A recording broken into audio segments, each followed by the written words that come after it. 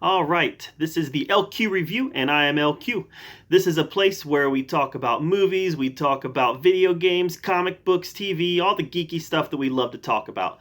Today we're doing our review of Happy Death Day to You, the new Happy Death Day movie that just came out in theaters this weekend that I had the opportunity to watch. So when I do a review, I'm going to give you the good, I'm going to give you the bad, and then I'm going to give you a rating. And my ratings are pretty simple. My ratings are, yes, you should see this movie. No, don't bother with this movie. Or roll the dice on this movie. You might like it. So let's get started with our Happy Death Day to You review. First of all, let's talk about Happy Death Day a little bit. The first one. This was a movie that was my biggest surprise movie of 2017. I really liked this movie a lot. And I went in expecting a generic slasher film. And I actually expected it to be a watered down generic action film because it does carry the PG-13 rating.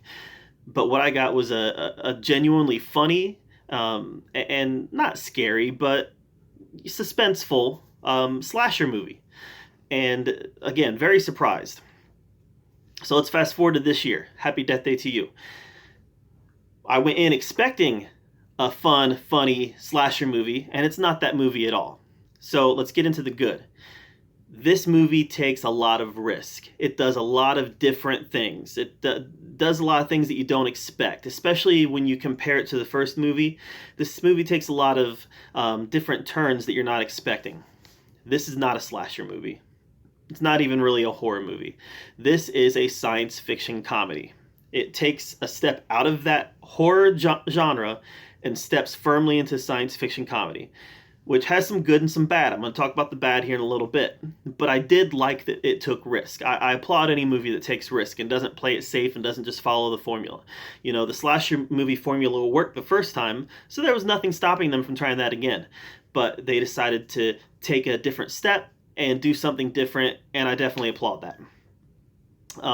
The franchise takes us to some different places this time around and tries different things, and I really like that. The comedy also worked. This was a genuinely funny movie. I laughed a lot of times, especially when you get into the second act. This is called Happy Death Day, so we know that Jessica Rothe's character Tree dies a lot of times in this movie, over and over and over, just like in Groundhog Day.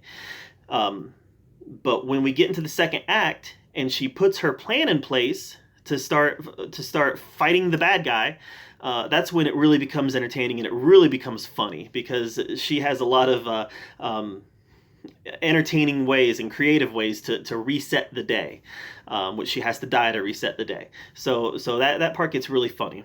And speaking of Jessica Rothe, she really carries this movie.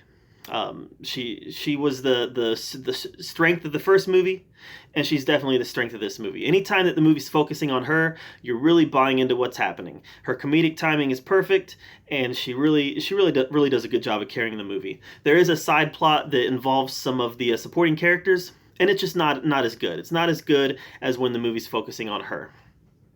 So Jessica Rothe was another strong point of this movie. Now the bad. The final act.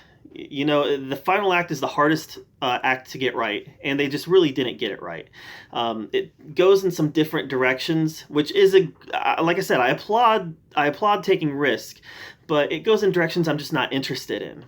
This is not a slasher movie. I would have liked it had they kept some of the slasher motif, because it's so different than the first one, and they have some ideas. Some of the ideas work, and some of the ideas that they have, without getting into spoilers, they just don't work for me. And it actually has a post-credit scene that teases a third movie, and I'm not interested in the movie that they're teasing.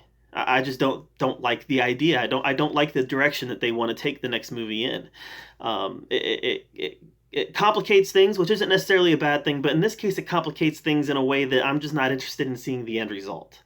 So, you know, they can always change my mind with a good trailer or a good pitch, but right now I'm just not that interested in the third one. I feel like it should end here. Again, it's not... I applaud taking risks, but this one just is so different that it almost feels in some ways disjointed from the first one. As far as the rating, do we recommend that you see it?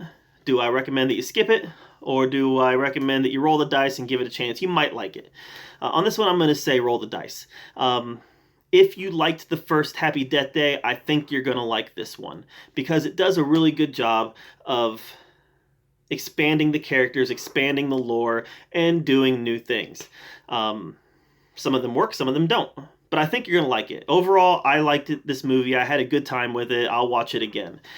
So I'd say roll the dice on Happy Death Day to you. I think you're going to probably like it, especially if you like the first one. If you didn't like the first one, or if you haven't seen the first one, then I recommend you skip this one and at least go back and rewatch the first one and then decide whether or not you'd be into a second one. It does go in a lot of different places, and it is a horror comedy, not a slasher movie, but it is also very tied into the first movie. So that's my review for Happy Death Day to you, and stay tuned because we got some more stuff coming. Thank you. This is the LQ Review.